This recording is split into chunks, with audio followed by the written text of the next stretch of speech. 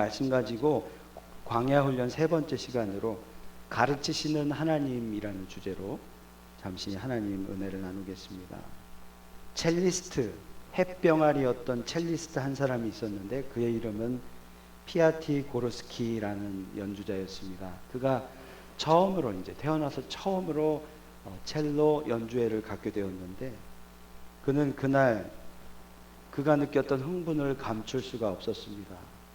바로 앞에 세계 정상 첼리스트인 카잘스라는 유명한 음악가가 청중석 맨 앞자리에 있었기 때문입니다. 더 잘하려고 했는데 원래 더 잘하려고 하면 더 안 되지 않습니까? 더 틀리게 되고 그래서 긴장한 나머지 더 엉망진창이 되었다고 합니다. 그런데 신기한 사실은 그의 연주회가 끝나고 나서 그 유명한 카잘스라는 연주자가 열렬한 박수로 그에게 축복을 했다라는 겁니다.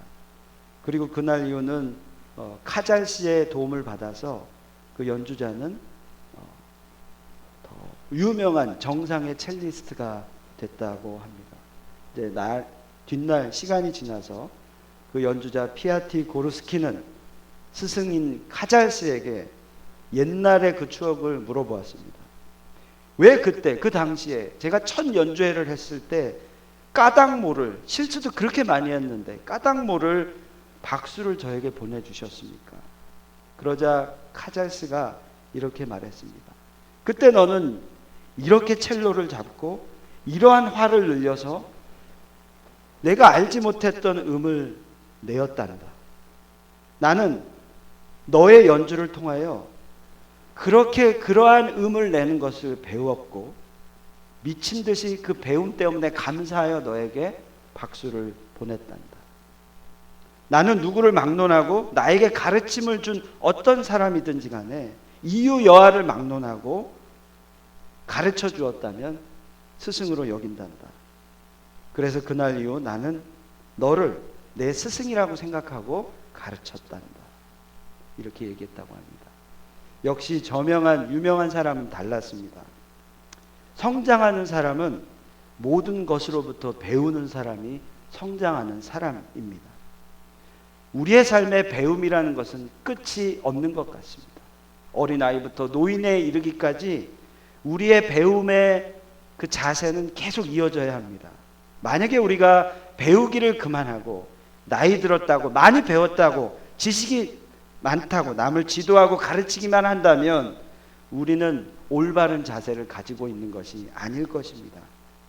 바울 선생은 고린도전서 14장 3절에 31절에 이렇게 얘기합니다. 너희는 다 모든 사람으로부터 배우고 익혀라. 이렇게 얘기합니다. 자, 오늘 하나님 광야 훈련에 대해서 세 번째 시간으로 갔는데 하나님이 우리에게 가르치고자 하는 가르쳐 주시고자 하는 교훈에 대한 내용입니다. 하나님은 광야 생활을 통하여 이스라엘 백성들에게 무언가를 가르쳐 주고 싶으셨습니다. 그래서 저와 여러분 모두 광야의 시간을 보내고 있다면 그곳에서 하나님이 저희들에게 알려주시는 교훈을 발견해야 할 것입니다. 이스라엘 백성에게 가르쳐 주고자 하는 것이 있었다면 지금 이 시간 광야의 길을 걷고 있다면 하나님은 우리에게 무언가를 가르쳐 주고 계신 겁니다. 하나님이 이스라엘 백성에게 무엇을 가르치셨을까요? 첫 번째, 하나님은 우리가 이스라엘 백성이 말씀을 먹어야 한다라는 것을 가르치고 계십니다. 우리가 말씀을 먹어야 된다라고 가르치고 계십니다. 3절에 오늘 말씀 3절에 광야에서 하나님은 이스라엘을 낮추셨습니다. 줄이게 하셨어요. 그리고 그들에게 만나를 먹이셨습니다. 만나를 먹이신 이유를 오늘 말씀 3절에 알려주고 계십니다. 3절 한번 다시 보시면요. 너를 낮추시며 너를 줄이게 하시며 또 너도 알지 못하며 내 조상들도 알지 못했던 만나를 내게 먹이신 것은 사람이 떡으로만 사는 것이 아니요 여호와의 입에서 나오는 모든 말씀으로 사는 줄을 내가 알게 하려 하심이라.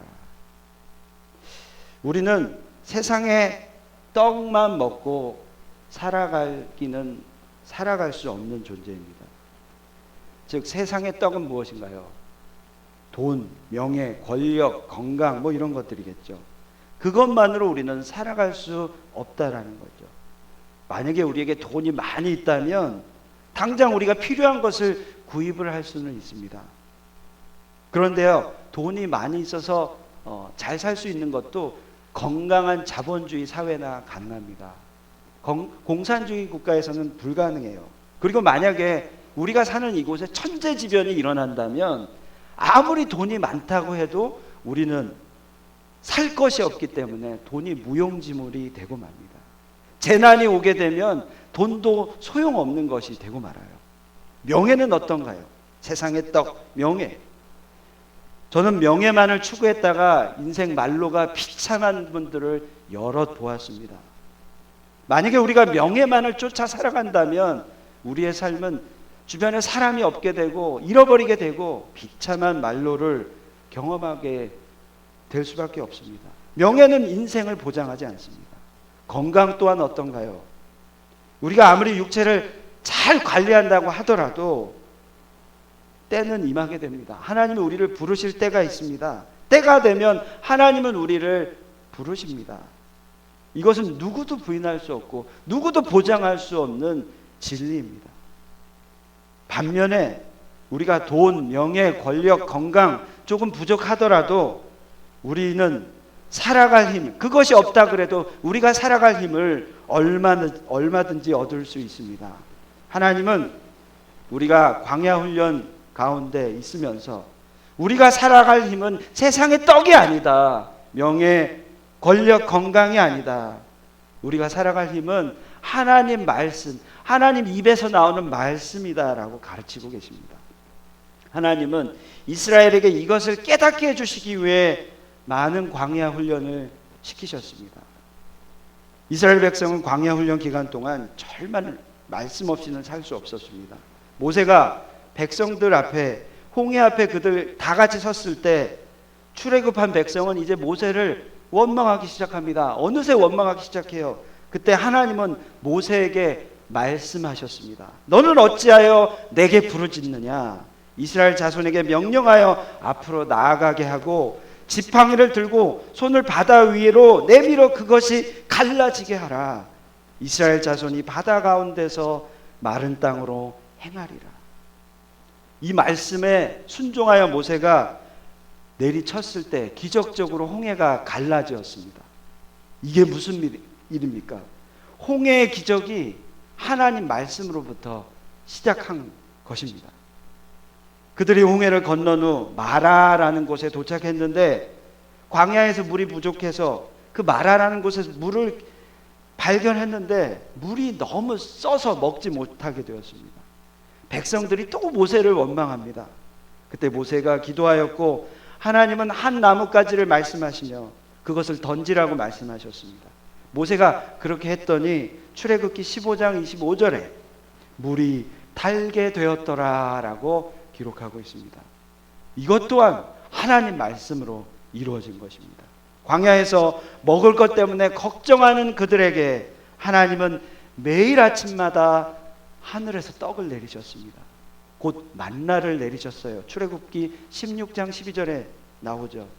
그리고 그 하신 말씀은 40년 동안 하루도 빼지 않고 만나는 하늘에서 떨어졌습니다. 그들은 만나를 통해 말씀을 먹은 것이죠. 그런데 우리가 또 기억할 것은 말씀대로 하나님은 딱 필요한 만큼 그들에게 만나를 주셨습니다.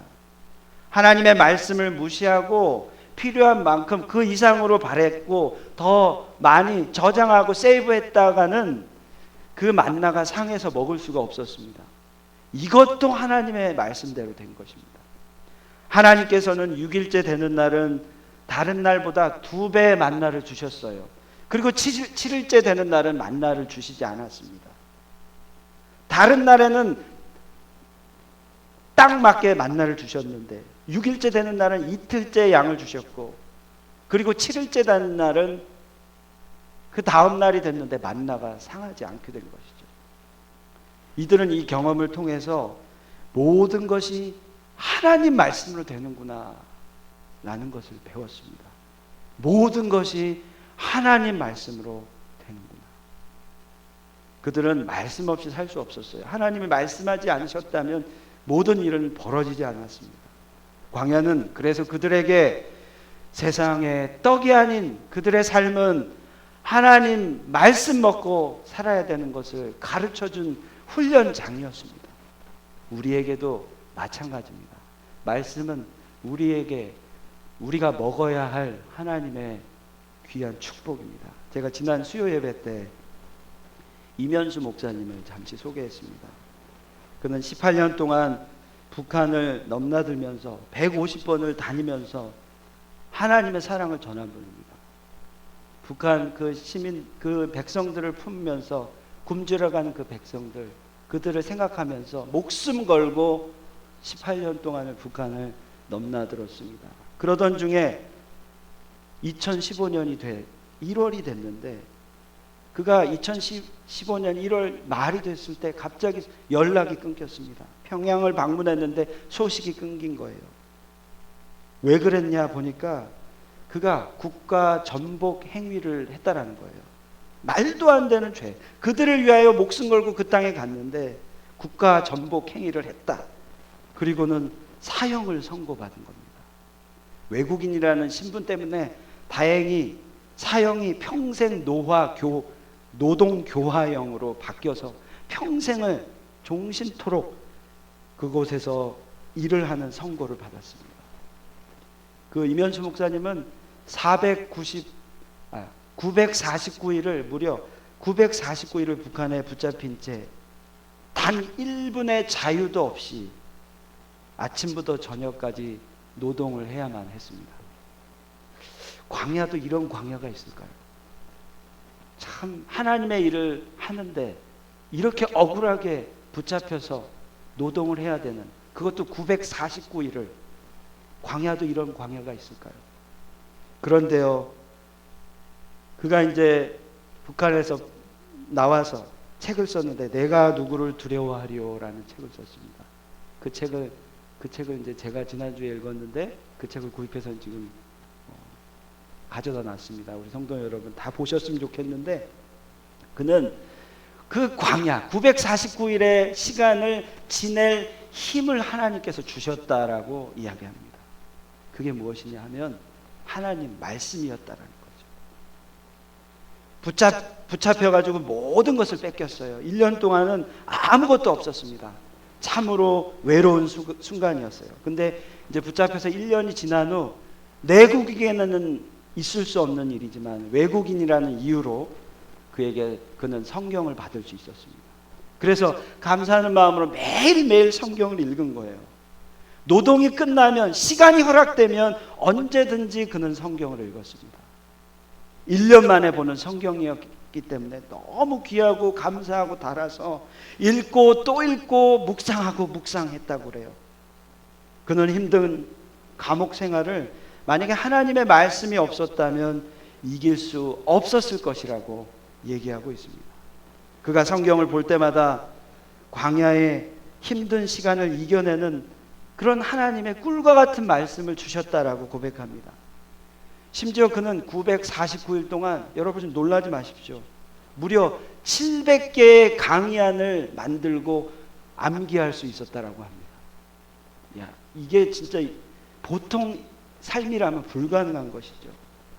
말씀이 있었기 때문에, 그 광야라는 시간이 있었기 때문에 700개의 강의안과 그것을 암송할 수 있는 그런 축복을 누리게 된 것입니다.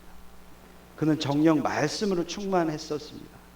지난 화요일 날 주빌리 통일 구국 기도회를 다녀왔습니다. 목사님이 말씀을 전하셨어요. 그분이 말씀으로 얼마나 충만하시던지 제가 2012년도에 그분을 처음 배웠거든요. 캘리포니아에 있을 때 지킹 컨퍼런스라고 청년 연합 컨퍼런스인데 그때 처음 배웠었는데 그때는 좀 살이 뚱뚱하셨었어요. 북한 사역을 열심히 하고 계셨어요. 저도 북한 사역을 위해서 기도하고 있었어서 그분과 이야기도 하고 많이 소식을 들었었습니다. 근데 외적으로는 왜소해지셨어요. 힘이 없으세요. 949일 동안 노동을 하셨기 때문에 인대도 끊어지고 뭐 여러 가지 건강적인 문제 많이 회복되셨지만 힘이 없으시더라고요. 그때 그 패기가 없으시더라고요. 근데 말씀을 전하시는데 끊기질 않으세요. 영적인 어떤 권위가 느껴집니다. 영성으로 가득해서 훨씬 성숙함을 제가 느꼈습니다. 사랑하는 성도 여러분, 지금 혹시 광야에 계십니까? 하나님은 우리가 광야에 있는 동안 우리의 삶에 말씀이 필요하다, 중하다라는 것을 지금 알려주고 계십니다. 오늘 말씀 3절에 사람이 떡으로만 사는 것이 아니요 여호와의 입에서 나오는 모든 말씀으로 사는 줄을 내가 알게 하려 하심이라, 이렇게 말하고 있습니다. 하나님은 우리에게 광야에서 가르쳐주고 계세요. 뭘요? 우리가 말씀을 먹어야 한다라는 거죠. 말씀이 삶의 지침서라는 것을 알려주고 있습니다. 말씀밖에 없다라는 거 알려주고 있어요. 우리는 말씀을 근거로 살아야 한다라는 거 가르쳐주고 계십니다. 이면수 목사님은 광야에 있었지만 그의 영은 오히려 성장했습니다. 제가 안 닥쳐봐서 이런 말을 할 수도 있겠지만 솔직히 아무나 경험하기 힘든 이 광야를 경험해서 무언가를 얻을 수만 있다면 우리는 차라리 광야를 선택하는 게 나을 판이에요. 말씀만 붙들게 된 그 이면수 목사님이 오히려 부러울 뿐입니다. 저는요. 말씀 보라는 말 목사님이 늘 하시는 말씀이지 그냥 그렇게 생각할 게 아니라는 거예요. 하나님 우리에게 지금 가르쳐주고 계신 거예요. 그런데요, 우리의 삶은 솔직히 너무 분주합니다. 직장일 하느라 너무 바빠요.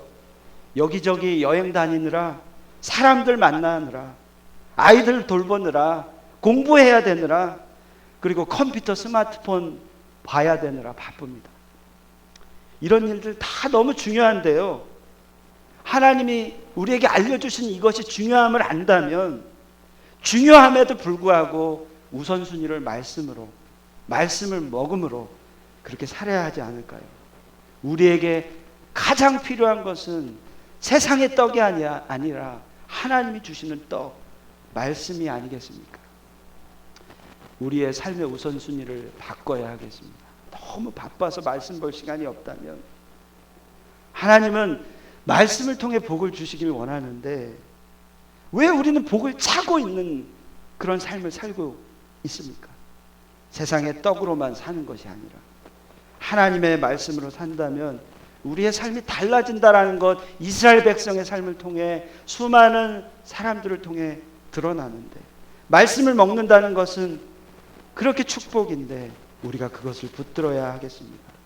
말씀을 먹는다라는 뜻은요, 그냥 책을 읽는다라는 뜻이 아닙니다. 말씀을 먹는다라는 것은 하나님 입에서 나오는 하나님의 말씀을 믿는다라는 것입니다. 우리는 이제 9월부터 새로운 마음으로 구약을 말씀이 이끄는 삶 시작하고자 합니다. 남은 8월 기간 동안 신약을 잘 마무리하시고 새로운 마음으로 구약을 함께 읽으셨으면 좋겠습니다. 하루 많이도 아니고 3장에서 4장 정도 읽으면 성경 한 권을 읽을 수 있습니다. 우리 모두가 함께 동참해서, 이거는 옵션이 아니라 선택사항이 아니라 하나님 우리에게 축복을 예비하신 겁니다. 이것을 붙들고 믿고 복을 누리시는 저와 모든 우리 성도 여러분 되기를 바랍니다. 두 번째, 하나님이 광야에서 가르쳐 주시는 두 번째는요, 하나님이 우리에게 필요한 모든 것을 공급하고 계신다라는 겁니다. 광야 생활을 한 사람들은 장정만 약 60만이었습니다. 여자와 아이들은 그 당시에 뺐었는데 그 수까지 합치면 200만이 넘는 사람들이 광야를 지나갔습니다. 그런데 그 엄청난 사람들을 하나님은 하루도 빼먹지 않고 다 먹이셨습니다. 광야에서 말이죠. 아무것도 없는 광야에서. 이 일은 전능하신 하나님이 아니면 불가능한 것입니다. 오늘 말씀 4절에 보시면 이 40년 동안에 네 의복이 헤어지지 아니하고 네 발이 부르트지 아니하였느니라 라고 말씀합니다. 하나님은 광야 생활 40년 동안 그들의 의복 하나 떨어지지 않게 하셨고 걸어다니는 발이 부르트지 않게 채우셨습니다. 모든 것을 공급하신 여호와 일의 하나님이셨습니다. 하나님은 광야에서 모든 필요를, 저의 모든 것을 공급하신 분이십니다. 아무것도 없는 그런 곳에서 필요한 것을 공급하심으로 주님만 의지하게 되는 곳, 그곳이 광야입니다. 광야에서 가나안을 바라보는 이스라엘을 향해 하나님은 오늘 말씀 7절 이하에 가나안을 입성하는 그들을 향하여 약속의 말씀하십니다. 7절부터 10절을 보시면 내 하나님 여호와께서 너를 아름다운 땅에 이르게 하시나니 그곳은 골짜기든지 산지든지 시내와 분천과 샘이 흐르고 밀과 보리의 소산지요 포도와 무화과와 석류와 감람나무와 꿀의 소산지라.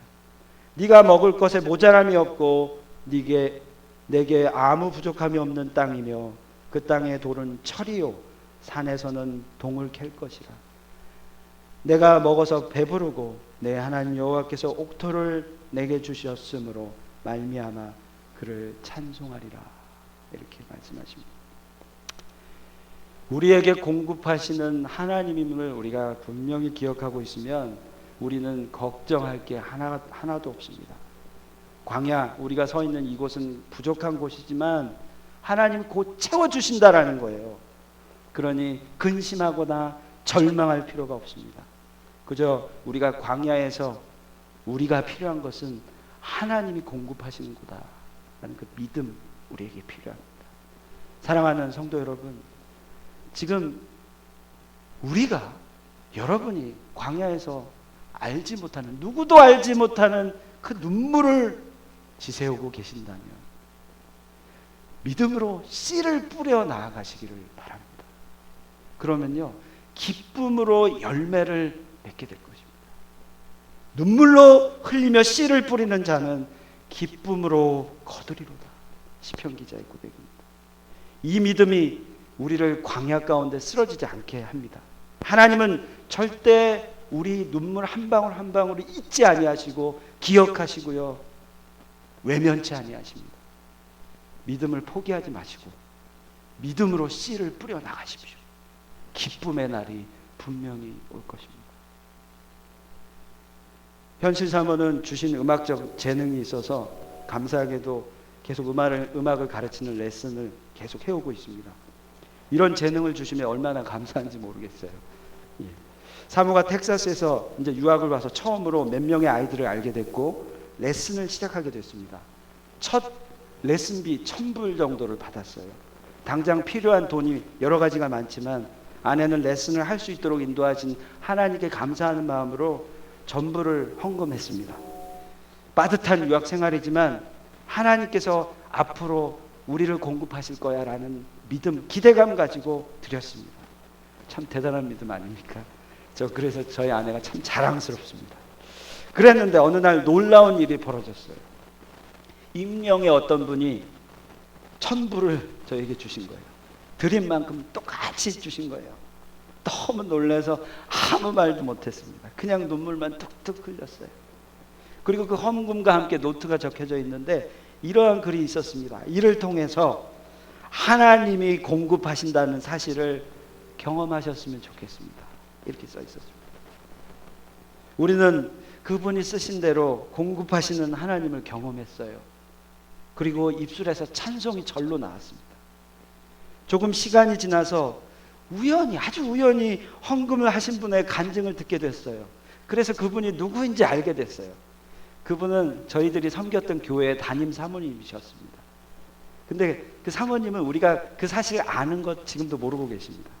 그 간증의 내용을 간단하게 얘기하면 이렇습니다. 어느 날 하나님께서 기도하시는 사모님께 음성을 들려주셨답니다. 전도사 사모 누구누구에게 1,000불을 줘라, 이런 마음을 주셨어요. 그 음성의 담임 사모님은 이렇게 말씀하셨습니다. 하나님, 저에게 그럴 돈이 없잖아요. 그런데 그날 메일로 뭐가 왔는데 생각지도 못한 체크가 왔어요. 아마도 좀 더 낸 비리, 리펀드가 된 모양이에요. 근데 그 액수가 딱 1,000불이었다라는 거예요. 그리고는 모든 것이 하나님의 뜻인 줄 알고 그 사모님은 사모에게 헌금을 주신 것입니다. 그녀의 간증을 들으니 더욱 기가 막혔어요. 그냥 우연이 아니구나. 이렇게 역사하고 공급하시는 분이시구나. 할렐루야를 외쳤습니다.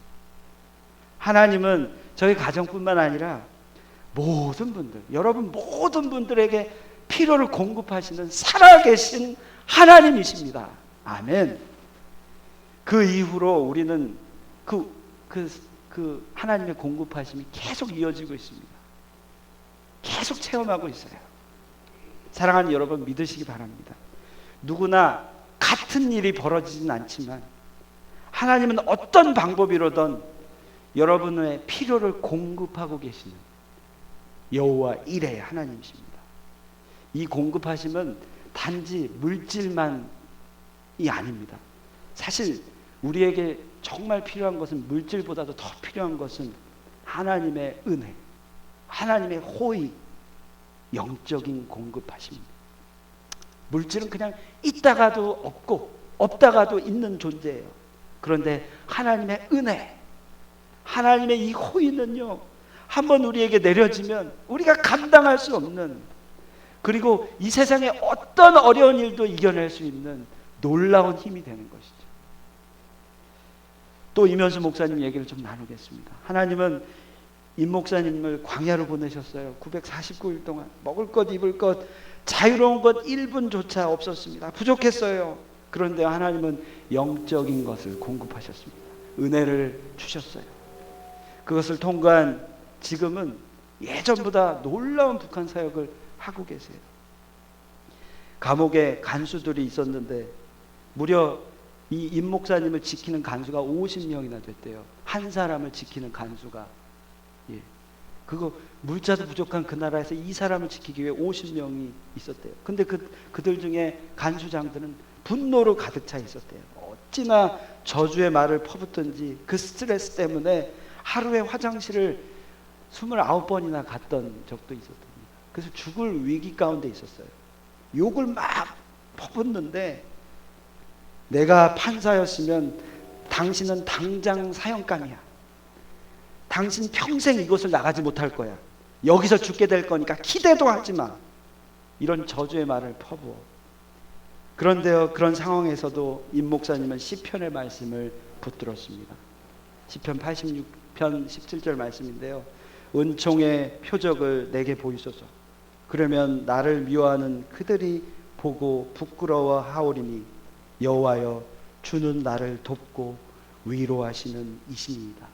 이 말씀 붙드셨어요. 그들은 약자를 핍박하는 강자였습니다. 그 당시엔 그랬어요. 오히려 그런데요, 영적으로 보니까 강자는 하나님 편에 서 있던 임 목사님이 강자였다라는 거죠. 그는 광야의 시간을 다 지난 후 더욱 영향력이 생겼습니다. 고난이 지금 지난 후 엄청난 축복을 얻었어요. 세계 수많은 기도 동역자가 세워졌습니다. 책을 보니까요, 정말 놀랐어요. 그분이 억류에서 풀려나기 3일 전에 기도하시는 어떤 백인 노인 한 분이 3일 전에 환상을 보여주셨는데 임 목사님이 풀려나는 환상을 보셨다라는 거예요. 그리고는 어느 날 그 나라, 그 백인이 있는 나라에 가서 그분을 우연히 만나면서 그 사실을 듣고 깜짝 놀랐답니다. 어떻게 이렇게 하나님이 일하시고 계실까?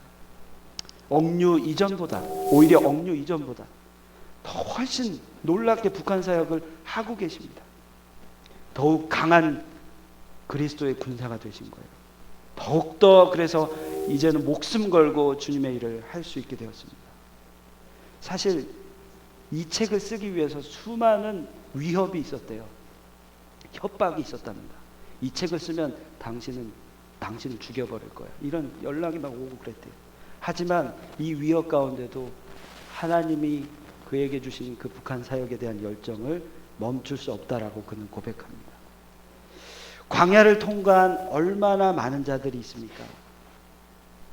내가 고난 없음을 다행으로 우리가 여길 것이 아닙니다.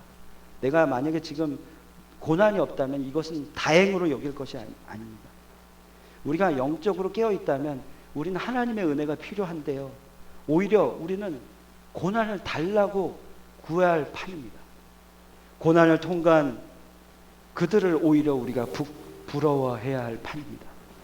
그들은 다 하나님의 놀라운 일꾼이 되었어요. 그냥 평범한 자가 아니라 고난을 통과하면서 하나님이 귀히 쓰시는 사람들이 되었습니다. 메신저가 되었어요. 사단과 싸우는 군사가 되었습니다. 비저너리가 되었습니다.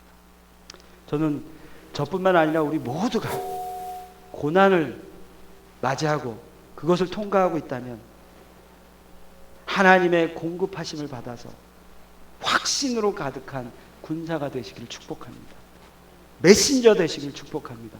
비저너리 되시기를 축복합니다. 말씀을 마무리하길 원합니다. 찬양 가운데 이런 찬양이 있습니다. 주는 나를 기르시는 목자요, 나는 주님의 귀한 어린 양, 푸른 풀밭 맑은 시냇물가로 나를 늘 인도하여 주신다. 주는 나의 좋은 목자, 나는 그의 어린 양, 철을 따라 꿀을 먹여주시니 내게 부족함 전혀 없어라.